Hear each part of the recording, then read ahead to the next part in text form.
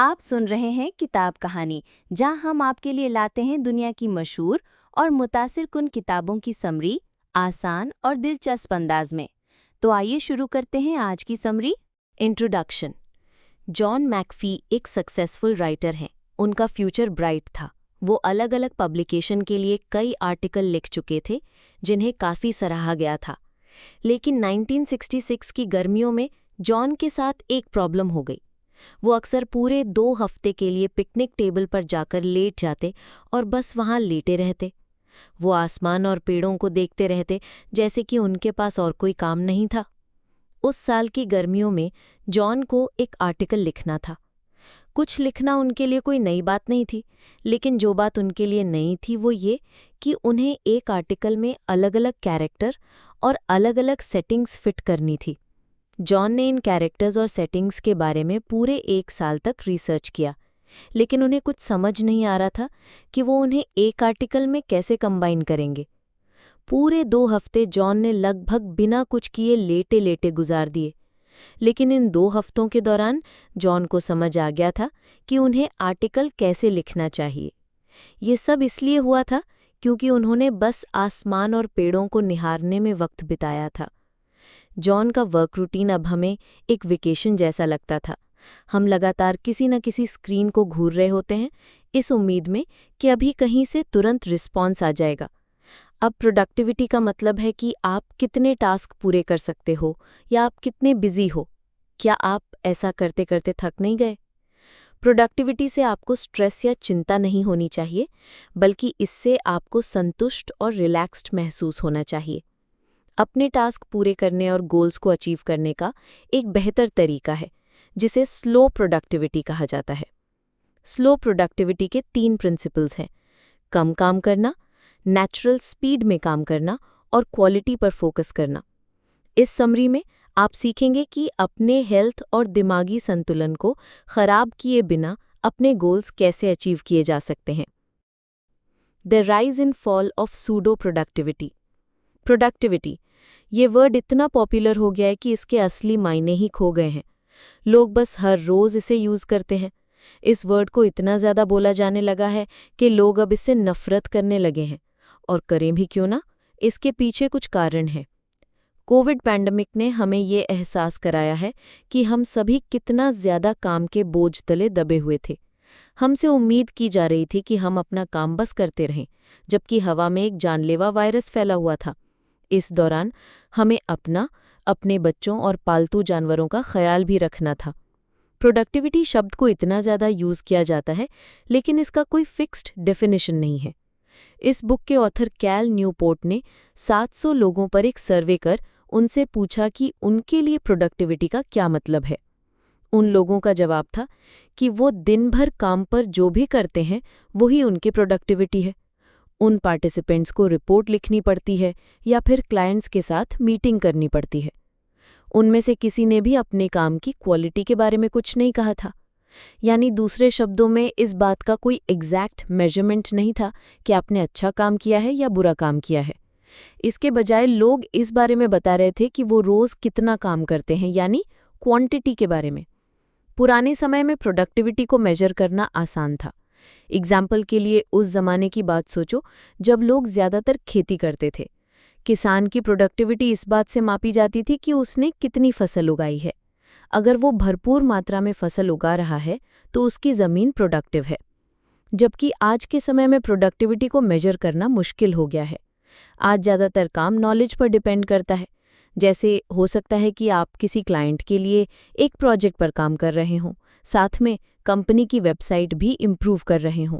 इसी बीच आप monthly blog लिखने की कोशिश भी कर रहे हों। अब यहाँ कोई सिंगल आउटपुट नहीं है जिसे ट्रैक किया जा सके। अगर आप प्रोजेक्ट पर ज़्यादा और वेबसाइट पर कम फोकस कर रहे हों, तो क्या आप कम प्रोडक्टिव एम्प्लॉय कहलाएंगे? अगर आप वेबसाइट पर कम टाइम देने के बावजूद भी उसे इम्प्रूव कर पाए, तब क्या? और ब्लॉग का क्या? अगर आप उसे लिखने में फेल हो गए, लेकिन आपने प्रोजेक्ट और वेबसाइट का काम बखूबी पूरा कर लिया है, तो क्या? लगभग हर ऑर्गेनाइजेशन की यही प्रॉब्लम है। वर्कप्लेस प्रोडक्टिविटी का ट्रैक रखना मुश्किल होता है। इसलिए प्रोडक्टिविटी की डेफिनेशन धीरे धीरे बदल गई है। प्रोडक्टिविटी का मतलब है कि आप कितने बिजी दिख रहे हो। एम्प्लॉयज़ अगर ऑनलाइन हैं और तुरंत मैसेज का जवाब दे रहे हैं, यानी वो प्रोडक्टिव हैं। इस तरीके से किसी इंसान के वर्क आउटपुट को ट्रैक करना ईजी हो जाता है। लेकिन अफसोस की बात यह है कि हमारा वर्क आउटपुट भी सफ़र कर रहा है। इससे कोई फ़र्क नहीं पड़ता कि आप अपना टास्क ठीक से पूरा करते हो, बल्कि इस बात से फ़र्क पड़ता है कि आप अपने टू डू लिस्ट में से कितने टास्क पूरे कर सकते हो। यही वजह है कि क्रिएटिव आइडिया के लिए सोचना जैसे काम लोगों को थोड़ा टेंशन में डाल देते हैं, क्योंकि इसमें आप तुरंत रिजल्ट नहीं दे सकते। तो क्या हम हमेशा ऐसा ही रहना चाहते हो? क्या प्रोडक्टिविटी को हमेशा इस बात से मेजर किया जाएगा कि आप कितने बिजी हो या आपका शेड्यूल कितना भरा हुआ है? आजकल का ज्यादातर काम जो होता है वो नॉलेज वर्क होता है, यानी जब नॉलेज को किसी चीज में बदल दिया जाता है जिससे प्रॉफिट कमाया जा सके। नॉलेज वर्कर्स में अकाउंटेंट, प्रोग्रामर, साइंटिस्ट और म्यूजिशियन शामिल हैं। शुरू में हमने जो जॉन मैकफी की स्टोरी सुनाई थी, जरा याद करो। सोचो कि अगर किसी एम्प्लॉय को अपनी स्पीड को कम करने का मौका दिया जाए तो वो कितना कुछ अचीव कर सकता है। मैकफी के काम करने के तरीकों को पूरी तरह से अपनाना इम्पॉसिबल होगा, लेकिन उनके वर्क एथिक में एक ऐसी चीज है जिसे आज हर वर्कर और ऑर्गेनाइजेशन को फॉलो करना चाहिए, और ये चीज है टाइम लेना। इसका मतलब है सिर्फ बिजी रहने के लिए बिजी होने का दिखावा नहीं करना। इसे ही स्लो प्रोडक्टिविटी कहते हैं। इतिहास ऐसे लोगों से भरा पड़ा है जो स्लो प्रोडक्टिविटी का कॉन्सेप्ट यूज करते थे। जैसे आइजैक न्यूटन को ही देख लो। उन्होंने किसी कैबिन या कमरे में बैठकर कैलकुलस को डेवलप नहीं किया था, बल्कि न्यूटन ने इस फील्ड को तब एस्टैब्लिश किया था जब वो कंट्री साइड यानी शहर से दूर इलाके में थे। ऑथर कैल के लिए स्लो प्रोडक्टिविटी का मतलब है अपने टास्क को ध्यान से और अच्छी क्वालिटी के साथ पूरा करना। ये लगातार बिजी होने से दूर रहने और रिजल्ट की क्वालिटी पर फोकस करता है। स्लो प्रोडक्टिविटी के 3 प्रिंसिपल हैं: कम काम करना, नेचुरल स्पीड में काम करना और क्वालिटी पर फोकस करना। Do fewer things. Jane Austen हमारे दौर की बेस्ट राइटर है। उनकी पहली published book sense and sensibility 1811 में रिलीज हुई थी। इसे आज भी क्लास में पढ़ाया जाता है। जेन ने प्राइड एंड प्रेजुडिस भी लिखी है, उनकी एक और क्लासिक बुक जिसने लिटरेचर को एक पहचान दी है। जेन अपनी पूरी जिंदगी मैन्युस्क्रिप्ट्स लिखती रहीं। वो अपने लिविंग रूम में बैठकर लिखने का काम करती थीं, लेकिन इस बात का ध्यान भी रखती थी कि कहीं उन्हें कोई लिखते हुए देख न ले। जब कोई लिविंग रूम में आता तो जेन अपने पेपर को छुपा दिया करती थी। कई लोग अब ये दलील देंगे कि जेन बहुत प्रोडक्टिव थी। वो एक ऐसी लड़की थी जो अपनी बाकी की जिम्मेदारियां निभाते हुए भी अपना काम कर रही थी। जेन दिन भर में लिखने के लिए टाइम निकाल ही लेती थी। तो आप ऐसा क्यों नहीं कर पाते हैं? जेन का शेड्यूल हमेशा फुल रहता था, जो कि असल में सच भी था। वो घर के कामों में भी हाथ बंटाती थी। एक बार उनके पिता ने लड़कों के लिए एक स्कूल खोला था।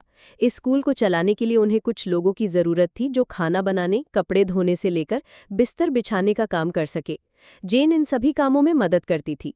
हालांकि इस दौरान वो अपने लिखने का काम नहीं कर पा रही थी, क्योंकि उनका ज़्यादातर वक्त घर के कामकाज करने में निकल जाता था। जब वो लोग दूसरे घर में शिफ्ट हुए, तब जाकर जेन ने दोबारा लिखना शुरू किया था। इस दौरान उन्हें लिखने की आज़ादी मिल पाई थी। ये थी जेन की लाइफ। जब वो और कामों में बिजी होती थी तो वो अपने लिखने के काम को पॉज कर देती थी। फाइनली एक ऐसा लंबा दौर आया जब जेन के पास लिखने के लिए काफ़ी वक्त बचने लगा था। इस दौरान उन पर बाकी चीज़ों की जिम्मेदारी कम हो गई थी। यही वो टाइम था जब उन्होंने सेंस एंड सेंसिबिलिटी और प्राइड एंड प्रेजुडिस जैसी बुक्स पूरी की थी। जेन अपने बाकी के कामकाज को छोड़कर कभी अपने मैन्युस्क्रिप्ट्स लिखने नहीं बैठती थी, बल्कि वो एक बार में एक ही काम पर ध्यान देती थी। आप शायद सोच रहे होंगे कि उनके पास वक्त भी था और फुर्सत भी, लेकिन आज के मॉडर्न सेटिंग में एक आध काम ही किए जा सकते हैं। अपने काम में सिंप्लिसिटी रखना सिलेक्शन और ऑर्गेनाइजेशन पर डिपेंड करता है। कम काम करने का मतलब ये नहीं है कि आप कम अचीव कर रहे हैं, बल्कि इससे प्रोडक्टिविटी बढ़ती है और बर्नआउट यानी थकान भी कम होती है। ऐसा इसलिए क्योंकि आपका फोकस कुछ गिने चुने कामों पर ही होता है। इससे आपके ब्रेन को ज़्यादा वैल्यूएबल आउटपुट देने का मौका मिलता है, क्योंकि आपके पास करने के लिए लंबा टू डू लिस्ट नहीं होता है। अब ज़रा अपनी सिचुएशन के बारे में सोचो। हो सकता है कि आपके पास इतना टाइम ना हो कि जो काम आपको करने हैं आप उन्हें पूरा कर सको। ऐसा इसलिए होता है क्योंकि आपको बाकी कामों को भी टाइम देना होता है, जैसे मीटिंग अटेंड करना, ईमेल भेजना या उसका जवाब देना वगैरह। हर मीटिंग को मिस करना और ईमेल को स्किप करना पॉसिबल नहीं है, लेकिन स्लो प्रोडक्टिविटी के लिए आपको अपने प्रोफेशनल लाइफ को गौर से एग्जामिन करना होगा। ऐसे कौन से काम हैं जिन्हें आपको करना चाहिए और कौन से काम को छोड़ देना चाहिए? आपको इन टास्क्स और एरियाज के बारे में पता होना चाहिए, क्योंकि कम काम करने के लिए यही पहली स्ट्रैटेजी है। इस स्ट्रैटेजी को लिमिटिंग मिशन कहते हैं। मिशन का मतलब है आपकी प्रोफेशनल लाइफ का एक गोल। जैसे ऑथर कैल के पास कॉलेज से ग्रेजुएट होने के बाद 2 मिशन थे, एकेडमिक रिसर्च करना और राइटिंग यानी लिखना। एक मिशन वो होता है जिसमें आप अपनी एनर्जी लगाते हैं और अपना अटेंशन देते हैं। मिशन 2 या 3 से ज़्यादा नहीं होने चाहिए। इससे ज़्यादा मिशन होने से आपको स्ट्रेस होने लगेगा और स्ट्रेस की वजह से आपके आउटपुट की वैल्यू भी कम हो जाएगी। फिर आता है अपने प्रोजेक्ट को लिमिट करो। प्रोजेक्ट वो होते हैं जो आप अपने मिशन में आगे बढ़ने यानी प्रोग्रेस करने के लिए करते हैं। कुछ प्रोजेक्ट ऐसे होते हैं जिन्हें आप एक बार में भी पूरा कर सकते हैं, जैसे कि आपको अपने वेबसाइट का लेआउट डिसाइड करने में ज़्यादा वक्त नहीं लगेगा। जबकि कुछ प्रोजेक्ट ऐसे भी होते हैं जिन्हें पूरा करने में वक्त लगता है। ये आमतौर पर तब होता है जब दूसरों के प्रोजेक्ट आपके पास आते हैं। जैसे मान लो कि आपका कोई कलीग आपसे मीटिंग ज्वाइन करने को कहता है, दूसरा कलीग आपसे एक और प्रोजेक्ट में कंट्रीब्यूट करने को कहता है। जब आप दूसरों के प्रोजेक्ट लेना कम करोगे तो आपके पास अपने लिए टाइम बचने लगेगा। क्या कभी ऐसा हुआ कि आपने एक्स्ट्रा काम लेने से मना कर दिया था? उसके बाद क्या हुआ था? क्या उस शख्स ने आपसे ये कहा था कि बाकी सभी लोग हैं या वर्क प्लेस में टीम वर्क करना ज़रूरी है? आप चाहे माने या ना माने, पर इससे बचने का एक तरीका है, अपनी बाउंड्रीज एक्सप्रेस करने में सख्ती बरतो। उस शख्स को बोलो कि आप कुछ हफ्तों बाद ही फ्री हो पाएंगे। उन्हें ये भी बताओ कि आपके पास अभी सिर्फ अपने इम्पॉर्टेंट टास्क के लिए टाइम है। इसे और इफेक्टिव बनाने के लिए अपने कैलेंडर को उसी हिसाब से शेड्यूल करो। ज़्यादातर वर्क प्लेसेस पर हर किसी का कैलेंडर दिखाई देता है। इसका फ़ायदा उठाओ। अगर किसी कलीग को आपकी हेल्प की ज़रूरत है तो बस अपना कैलेंडर दिखा दो। आपको दूसरे कामों को लगातार मना करने की ज़रूरत नहीं है। अपने शेड्यूल को ब्लॉक करना ये जानने का अच्छा तरीका है कि आप 8 घंटे में कितना काम कर सकते हैं। उसके बाद आप दूसरों की मदद करने के लिए कमिटमेंट कर सकते हैं। बस इतना ध्यान रखना कि ऐसा करने के लिए आपके पास टाइम और एनर्जी दोनों। Work at a natural pace. क्या आपको पता है कि निकोलस कोपरनिकस और गैलीलियो गैलीली में कौन सी चीज़ कॉमन है? इन दोनों ने ही अपनी डिस्कवरी से ह्यूमन सिविलाइजेशन को शेप देने में मदद की है। लेकिन इसके अलावा उनका वर्क एथिक भी सेम था। वो दोनों ही स्लो काम करते थे। 1496 में कोपरनिकस एक कमेंट्री से बेहद इंस्पायर हुए जिसमें बताया गया था कि प्लैनेट कैसे मूव करते हैं। लेकिन इसके 14 साल बाद उन्होंने प्लैनेटरी मोशन के बारे में अपनी थियरी लिखना शुरू किया था। 30 साल बाद कोपरनिकस ने फाइनली अपना masterpiece on the revolutions of the celestial spheres publish करवाया। 1584 से 1585 के बीच गैलीलियो का ज़्यादातर वक्त छत पर लगे झूमर को झूलते हुए देखने में और टाइमर के तौर पर अपनी कलाई की नब्ज को यूज़ करने में बीता। 16 से 17 साल बाद तक उनका ये एक्सपेरिमेंट जारी नहीं रहा, लेकिन बाद में इन्हें एक्सपेरिमेंट्स के चलते पेंडुलम मोशन का लॉ बना था। हिस्ट्री के महान लोगों ने कुछ नायाब डिस्कवर करने से पहले अच्छा खासा समय लिया था। कई बार तो किसी डिस्कवरी में उनकी पूरी जिंदगी लग जाती थी। आज के मॉडर्न वर्कर्स को शायद इससे जलन होती होगी। इन जीनियस लोगों का कोई बॉस नहीं था जो उन्हें माइक्रो मैनेज करता था।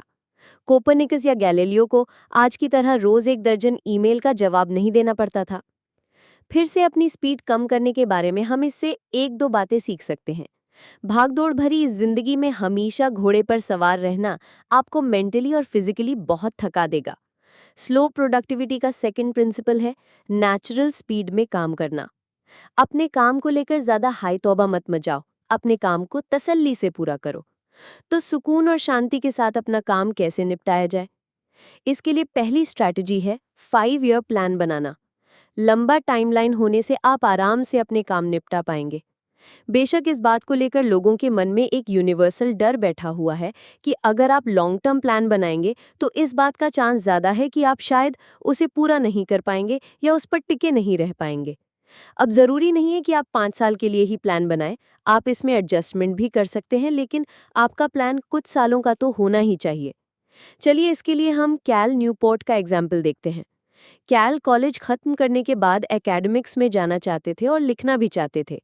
उन्होंने MIT में डॉक्टरेट प्रोग्राम में एडमिशन लिया और साथ ही अपनी पहली बुक का मैन्यूस्क्रिप्ट भी लिखना शुरू कर दिया। कैल इस बात से वाकिफ थे कि इन दोनों के बीच बैलेंस बनाकर चलना मुश्किल होगा, लेकिन इम्पॉसिबल नहीं। आप सोच रहे होंगे कि हायर एजुकेशन के साथ साथ राइटिंग के बारे में सोचकर कोई भी डर जाएगा, लेकिन कैल ने कभी खुद पर प्रेशर नहीं डाला। वो अपने प्रोग्रेस को महीनों में नहीं बल्कि सालों में मेजर कर रहे थे। कैल ने ये प्लान था कि जब तक वो एमआईटी से ग्रेजुएशन पूरी करेंगे, तब तक वो एक ऑथर के तौर पर एस्टैब्लिश हो चुके होंगे। अपने दो लॉन्ग टर्म मिशन के बारे में सोचने से कैल के लिए इन दोनों कामों को करना आसान हो गया था। अगर कभी एकेडमिक्स की वजह से उनके राइटिंग टाइम में रुकावट आती या उन्हें लिखने के लिए कम समय मिलता, तो भी उन्हें अफसोस नहीं होता था। सेमेस्टर के बीच उन्हें जो ब्रेक मिलता था, उसमें कैल अपनी राइटिंग पर फोकस करते थे। जैसे जैसे साल गुजरते गए, कैल भी एक्सपेरिमेंट करते गए। उन्होंने अलग अलग राइटिंग स्टाइल को ट्राई किया और ऐसे ऐसे टॉपिक चुनने लगे जिनके बारे में शुरुआत में वो सोच भी नहीं सकते थे। लॉन्ग टर्म प्लान आपको अपनी प्रोडक्टिविटी को रीडिफाइन करने में मदद करते हैं। अगर आप तुरंत कुछ फिनिश नहीं कर पा रहे हो, तो इसका मतलब ये नहीं कि आप प्रोडक्टिव नहीं हो। नेक्स्ट स्ट्रैटेजी है अपने प्रोजेक्ट टाइमलाइन को डबल करना। अपने प्लान के लिए टास्क क्रिएट करना आसान है।